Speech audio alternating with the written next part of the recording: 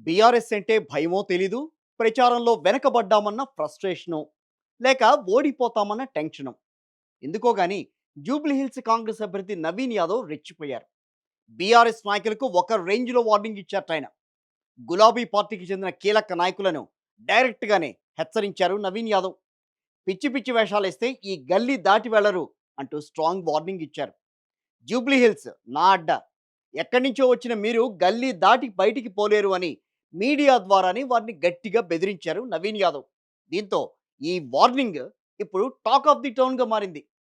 ఎమ్మెల్యేగా గెలవక ముందే ఇలా ఉంటే, గెలిచిన తర్వాత ఇంకెలా ఉంటారోనని స్థానికుల్లో గుసగుసలు వినిపిస్తున్నాయి.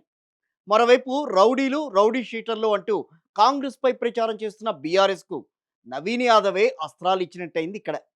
ఈ కామెంట్స్‌ను ప్రచారాస్త్రాలుగా మార్చుకునే అవకాశం ఉంది బీఆర్ఎస్. మొత్తానికి ఎన్నికలు దగ్గర పడుతున్న కొద్దీ పార్టీ మధ్య మాటల తూటాలు పేలుతున్నాయి. మాటల్లో సరే, అసలు పోరులో ఎవరు గెలుస్తారో చూడాలి.